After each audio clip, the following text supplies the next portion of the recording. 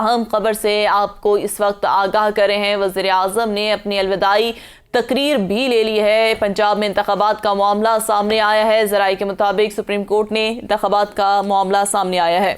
بڑی خبر سے آپ کو آگاہ کر رہے ہیں۔ ذرائع کے مطابق سپریم کورٹ کے فیصلے کے باوجود حکومت کا پنجاب میں انتخابات نہ کروانے کا فیصلہ سامنے آیا ہے۔ ذرائع کا کہنا ہے کہ حکومت توہین عدالت کا سامنا کرنے کے لیے تیار ہو گئی ہے۔ وزیر اعظم توہین عدالت کیس کے لیے سپریم کورٹ میں پیش ہونے کے لیے تیار ہو گئے ہیں اور وزیر اعظم نے اپنی الوداعی تقریر بھی لکھ لی ہے۔ عام خبر سے آپ کو آگاہ کر رہے ہیں۔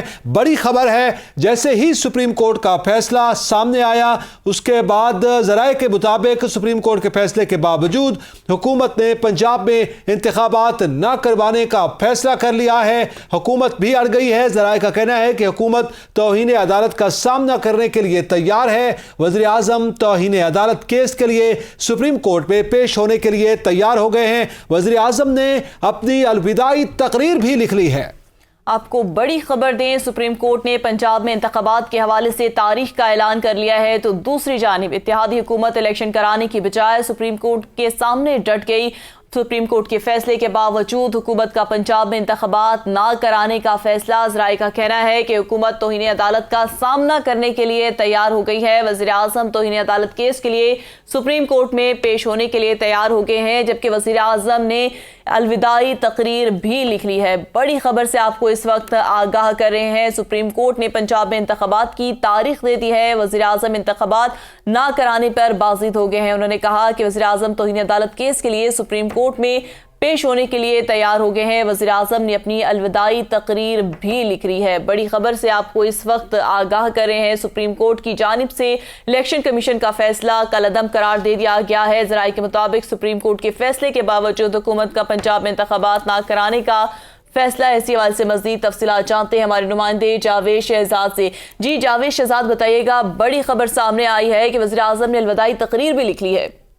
جی دیکھیں، میں جہاں تک صورتحال چل رہی ہے تو کافی دنوں سے وزیر اعظم ہاؤس میں بھی معاملات سے بحث رہے ہیں اور اس کی روشنی میں کہ ممکنہ اقدامات کیا ہو سکتے ہیں۔ جو آج جو فیصلہ آیا ہے تو حکومت کو، بالخصوص پی ڈی ایم کو، پرائم منسٹر کو اندازہ تھا کہ کیا فیصلہ آنا ہے، تو اس فیصلے کی پیش بندی کے طور پہ حکومت نے اپنے جو اہداف ہیں حکمت عملی کے وہ فکس کر دیے ہیں، اور اس سلسلے میں حکومت نے کیا کرنا ہے، پہلا قدم کون سا اٹھانا ہے، سیکنڈ پہ کون سا اٹھانا ہے، تھرڈ پہ کون سا اٹھانا ہے، اس حوالے سے حکمت عملی تیار ہو چکی ہے۔ اور پرائم منسٹر نے سارے پروسیس میں کیا رول پلے کرنا ہے، پارٹی رہنماؤں کی مشاورت سے وہ بھی مرتب کیا جا چکا ہے۔ اب آگے آنے والے دنوں میں جو صورتحال سامنے آنی ہے تو بالکل اس پلان کے مطابق ہی عمل پیرا ہونا ہے۔ اور میرے جو ذرائع ہیں، ذرائع کا بالکل یہ دعویٰ بھی ہے اور ذرائع ابھی بھی اس بات کی تصدیق کر رہے ہیں کہ حالات جیسے ہیں ان حالات میں انتخابی عمل کا ہونا ممکن نہیں نظر آ رہا، اور انتخابی عمل کے لیے اگر ہمیں سپریم کورٹ مجبور کرے گی تو ہم سپریم کورٹ کے سامنے بھی جائیں گے، اپنا موقف بھی رکھیں گے، اور اگر سپریم کورٹ ہمیں طلب کرے گی ہم سپریم کورٹ میں پیش ہوں گے، بڑے آنریبل طریقے سے باوقار انداز میں سپریم کورٹ کے سامنے جائیں گے اور اپنا موقف بھی اس کے سامنے رکھیں گے۔ تو یہ اب آگے آنے والے دنوں جب الیکشن کمیشن نے انتخابی عمل کے پروسیس کے لیے، سیکیورٹی کے لیے، فائنانس کے لیے چیزیں لینی ہے، گورنمنٹ سے رجوع کرنا ہے، تو اس کا جو جواب آئے گا، اس کا جو جواب دیں گے تو اس جواب کی روشنی میں الیکشن کمیشن جو ہے اگر تو مثبت آتا ہے ویل اینڈ گڈ، اور اگر آئے دائیں بائیں شائیں ہوتا ہے، حالات کا تذکرہ کیا جاتا ہے، تو پھر وہی جو خطوط ہیں، وہی جو لیٹر ہیں، جو سیکرٹری ڈیفینس ہو گئے، سیکرٹری خزانہ ہو گئے، جن کو جو لکھیں گے وہی خط اور وہ موقف جو ہے سپریم کورٹ کے سامنے لایا جائے گا کہ جناب ہمیں فنڈ نہیں مل سکے، ہمیں پرامن ماحول نہیں دیا گیا، سیکیورٹی فراہم نہیں کی گئی، ہم الیکشن کیسے کروائیں۔ تو اس تناظر میں سپریم کورٹ آگے الیکشن اپنا پرائم منسٹر کو کنٹمپٹ آف کورٹ کا نوٹس جاری کر سکتی ہے، اور اسی تناظر میں ہی پرائم منسٹر نے آلریڈی پہلے پیش بندی کے طور پہ ساری صورتحال جو ہے اس کو سامنے رکھتے ہوئے اپنے اقدامات طے کر لیے، اپنے اہداف فکس کر لیے ہیں، اور جو کرنا ہے اسٹیپ بائی اسٹیپ کرنا ہے، وہ چیزیں اس کے مطابق چلنی ہے۔ جی جاوید شہزاد، یہ بتائیے گا، پلان اے بی سی تیار کر لیا گیا حکومت کی جانب سے، ظاہر ہے وزیر اعظم تو کنٹمپٹ میں جائیں گے، کابینہ کے حوالے سے کیا ہے، اور کیا اس پر تمام جو نون لیگ کی بالخصوص قیادت ہے وہ بھی اعتماد پر پہلے آ چکی ہے؟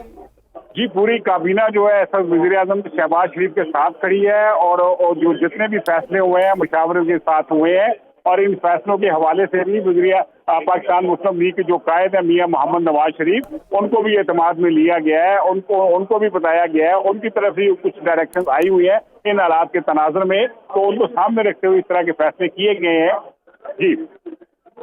جی جاوید شہزاد، آپ بھی ہمارے ساتھ رہی ہے، ہمیں جوائن کیا ہے ماہر قانون ہیں خالد رانجھا، معروف شخصیت ہیں، ان سے جانتے ہیں۔ خالد رانجھا صاحب، آپ نے یقیناً یہ اوورآل کیس کو بھی دیکھا کہ کس طرح سو موٹو لیا گیا۔ اب اس کے دو پہلو ہیں، ایک تو انتخابات بذات خود جس وجہ سے یہ سو موٹو لیا گیا، ایک وہ بینچ اور پھر سو موٹو کے حوالے سے رولز اینڈ پروسیجرز کا جو آگے چلنا ہے۔ جو فیصلہ سامنے آیا ہے اس پر میں آپ کا ورژن جاننا چاہوں گا۔ جو فیصلہ ہے وہ ہے سپریم کورٹ کا، خواہ جج 3 ہے یا 9 ہے، فیصلہ سپریم کورٹ کا ہے، اور ہم سب پہ ذمہ داری ہے کہ اس فیصلے کو من مانے۔ جسے نہیں ماننا وہ آپ کے سامنے ہم نے وزیر اعظم کو ریموو کیا ہوا ہے۔ صحیح، یہ میں آپ سے گزارش کرتا ہوں کہ جو بھی آدمی، کہنا بڑا آسان ہے بازار میں کھڑے ہو کے ہم نہیں مانتے، لیکن جب کوئی عمل کریں گے تو اس کو کھڑا ہونا بڑا مشکل ہے۔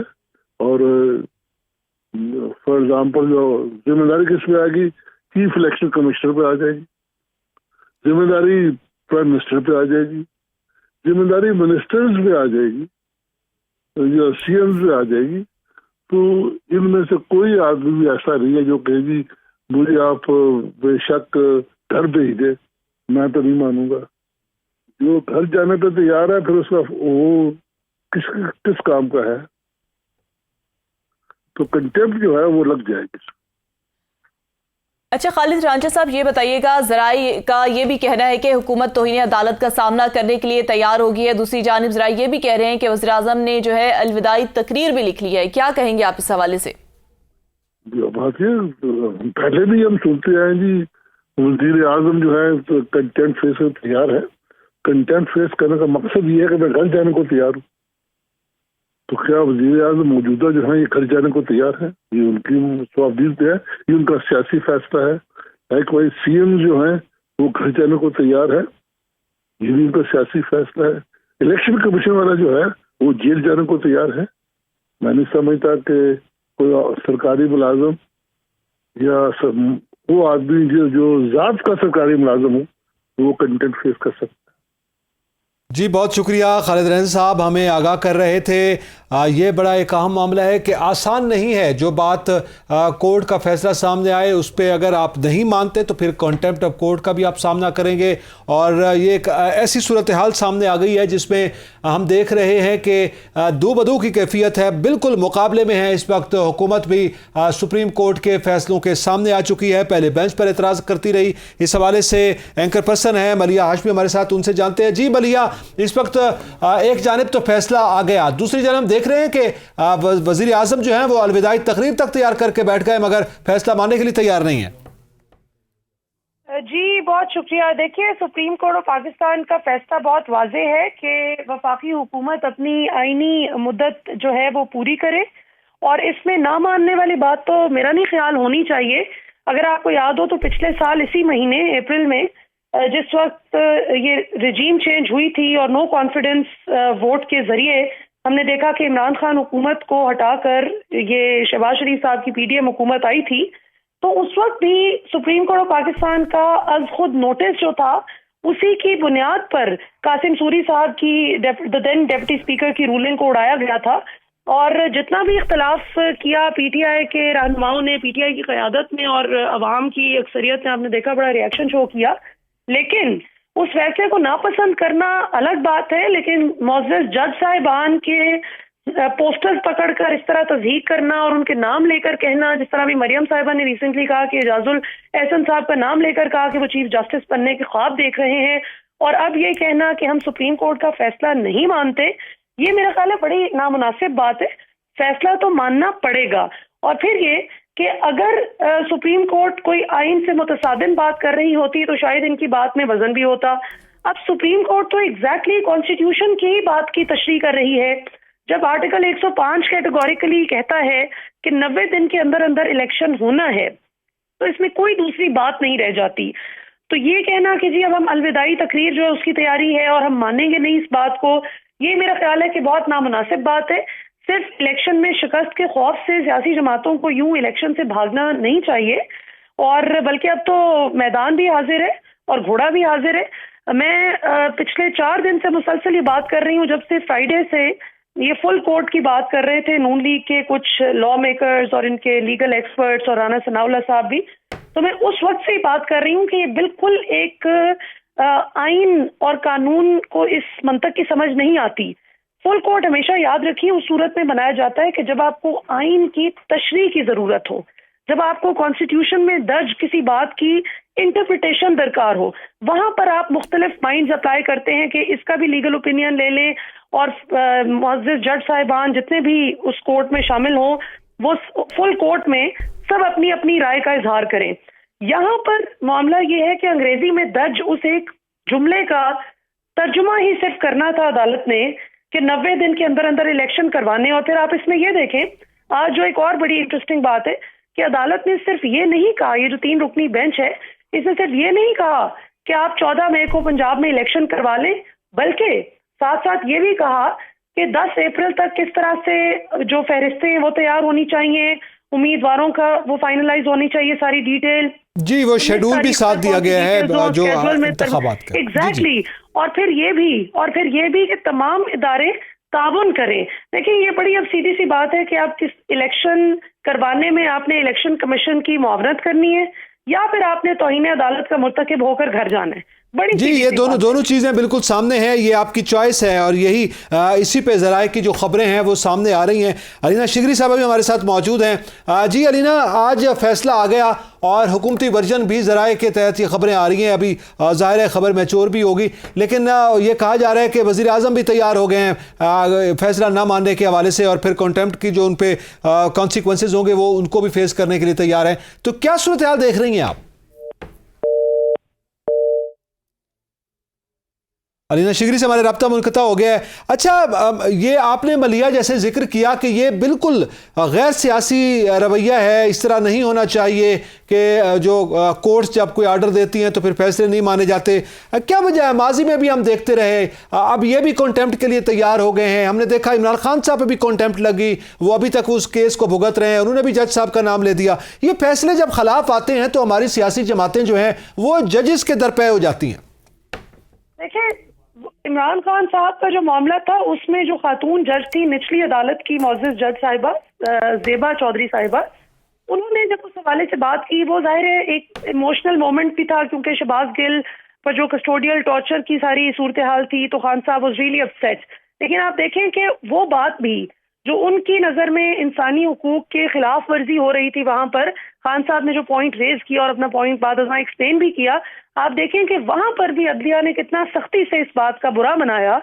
تو یہاں پر آپ دیکھیں کہ سب سے بڑی عدالت جو ہے وہ آئین کی پاسداری کی بات کر رہی ہے، وہ کسی کو یہ نہیں کہہ رہی ہے. مجھے تو ایسا محسوس ہو رہا ہے ان کے ریئیکشن کو دیکھ کر کہ جیسے سپریم کورٹ نے خدا نخواستہ یہ فیصلہ دے دیا ہو کہ پی ٹی آئی جو ہے اس کو بغیر الیکشن کے اقتدار دیا جائے گا اور باقی سب جماعتوں کا سیاسی کریئر جو ہے وہ آج سے ختم ہے. یہ تو ایسے سمجھ بیٹھے ہیں اس فیصلے کو. بھائی الیکشن کا اعلان کیا گیا ہے اور یہ بتایا گیا ہے کہ الیکشن کمیشن کی جورسڈکشن میں ہی بات نہیں ہے کہ آپ اپنی مرضی سے 30 اپریل کی ڈیٹ جو ہے اس کو 8 اکتوبر پر لے جائیں. صرف ایک سادہ سا سوال پوچھتی رہی معزز عدالت بار بار الیکشن کمیشن کے وکیل عرفان قادر صاحب سے بھی اور حکومت کے وکیل سے بھی کہ کس قانون کے تحت اس تاریخ کو 30 اپریل سے 8 اکتوبر تک لے جایا گیا. اور اس میں آئیں بائیں شائیں کے علاوہ معذرت کے ساتھ کوئی دوسرا جواب ہمیں سننے کو نہیں ملا. اور یہی وجہ ہے کہ کل چیف جسٹس صاحب یہ کہنے پر مجبور ہو گئے کہ حکومت کوئی بھی ایسا مواد فراہم نہیں کر سکی جس سے وہ سپورٹ کر سکے اپنے اس مطالبے کو کہ الیکشن مؤخر کیے جائیں. تو اب تو معاملہ بہت کلیئر ہے. ماضی میں بھی ہم دیکھ چکے ہیں یوسف رضا گیلانی صاحب کو اسی وجہ سے توہین عدالت کا مرتکب ہو کر گھر جانا پڑا تھا جب انہوں نے سپریم کورٹ کے فیصلے کے مطابق خط لکھنے سے انکار کیا تھا. اور آج بھی اگر شہباز شریف صاحب ہوں یا الیکشن کمیشن کا کوئی عملے میں سے کوئی انڈیویجول ہو، جو بھی شخص سپریم کورٹ کی حکم دولی کرے گا تو ऑब्वियसली उस पर वही सजा लागू होगी जो कि आइन और कानून के मुताबिक है। और फिर आप ये देखिए कि कल जब फंड्स की भी बात हुई, क्योंकि सबसे ज्यादा यही दलील पेश की जाती थी कि जी फंड्स नहीं है इलेक्शन करवाने के लिए, पैसे नहीं है, तो वो भी दो तरह से गलत साबित हो गई बात। एक तो हमाद अजहर जो हुकूमती आदादो शुमार सामने ले आए, जिसको हुकूमत चैलेंज भी नहीं कर सकी क्योंकि वो बिल्कुल दुरुस्त है, हमने भी मिनिस्ट्री से चेक किया, ये दुरुस्त बात है कि पिछले एक साल में वफाकी हुकूमत का अपना जो अखराजात हैं वो 11,500 अरब रुपए रहे, जबकि सिर्फ 20 अरब रुपए ही कहते हैं कि इलेक्शन करवाने के लिए मौजूद नहीं। जबकि पीएसडीपी की भी जो फंड्स की तफसीलात हैं वो भी सामने आ गई कि अभी तक सिर्फ 229 अरब रुपए उसमें से खर्च हुए हैं और लगभग 470 अरब रुपए अभी मौजूद हैं। तो ये तो बड़ी बोगस सी दलील है कि आप ये कहें कि जी इलेक्शन हम इसलिए नहीं करवा सकते कि फंड्स मौजूद नहीं है। आज मौजूद अदालत ने ये भी कहा कि अपने फैसले में उन्होंने इस बात को शामिल किया कि खैबर पख्तूनख्वा में भी अगर ये इलेक्शन करवाने के लिए फंड्स की कमी का किसी को इशू होता है तो वो अदालत से रुजू कर सकते हैं। इलेक्शन कमीशन ये जो खैबर पख्तूनख्वा में इलेक्शन के हवाले से आज इसलिए तारीख का ऐलान नहीं किया गया कि गवर्नर साहब के जो वकील थे उन्होंने कहा जी कि मैं उनको रिप्रेजेंट नहीं कर रहा, तो जाहिर है अब नई पिटीशन होगी और नए सिरे से मामला होगा। जी, कामरान मुर्तजा साहब नहीं पेश हुए, वो जेयूआई की तरफ से पेश हुए और उन्होंने ये कहा कि वो गवर्नर को नहीं रिप्रेजेंट कर रहे, तो जाहिर है उस तरफ चले गए। अच्छा, केपीके पे आते हैं जरा, पंजाब पे मैं मलिया आपसे जानना चाहूंगा। ये जाहिर है केपीके का मामला पिटीशन आएगी तो उस पर आगे चलेगा, वो भी एक मामला है जो अभी तक पेंडिंग है। लेकिन अब जो सूरत हाल, जिस एजिटेशन की तरफ हम जा रहे हैं और जिस फुल कोर्ट की ये बात कर रहे हैं और जिस तरह 3 रुकनी बेंच पे एतराज़ किया, पहले ये कहा गया कि अक़लियती व्यू था, खुद जज साहबान भी इस बेंच से अलहदा हुए। आप क्या देखती हैं तारीख के तनाजुर में ये बजाते खुद फैसला कैसा रहेगा और आने वाले दिनों में जो कुछ हो रहा है उसकी क्या इम्प्लीकेशंस हैं इस मुल्क पर? देखिए 3-2 का ये फैसला है, ये तो आज मौजूद अदालत ने, बल्कि कल जब तक समाअत होती रही फैसला महफूज करने से पहले मौजूद जज साहिबान ने बड़ा क्लियरली ये बता दिया कि ये 3-2 का फैसला था, ये 4-3 का मामला नहीं था। और ये जिस दिन से ये मामला शुरू हुआ था, गालिबन ये फरवरी के आखिरी हफ्ते से ये सारा मामला चल रहा है, 27 फरवरी और इसी के अराउंड कोई डेट थी जी। तो आप देखिए कि तब से ये चीज बड़ी क्लियरली उस ऑर्डर में ही मौजूद थी कि उसको रिकॉन्स्टिट्यूट करने की जो बात थी उसमें 4-3 कहीं से तुक नहीं बनती थी, वो सिर्फ अपना एक सियासी नैरेटिव लेकर चल रहे थे। जिस तरह आपने देखा कि कल अदालत में एक और नैरेटिव भी इनका गलत साबित हुआ, जो ये नवाज शरीफ साहब ने भी तकरीर की, फजलुर रहमान साहब भी जो बात कर रहे थे कि हम मानेंगे नहीं फैसले को और हम बॉयकॉट करेंगे। तो जब फारूक नाइक साहब और दीगर वकला कल पेश हुए अदालत में तो चीफ जस्टिस साहब ने फरमाया कि आप लोग तो बॉयकॉट कर रहे हैं, आप किस तरह पेश हो रहे हैं? तो उन्होंने कहा नहीं, वो हम पीपल्स पार्टी वाले अलग है, वो पीडीएम का मौकफ होगा। और दिलचस्प बात यह कि जब पीडीएम की अपनी हुकूमत के जो वकला तशरीफ लाए तो उन्होंने भी इस बयानिए से किनारा कशी इख्तियार कर ली।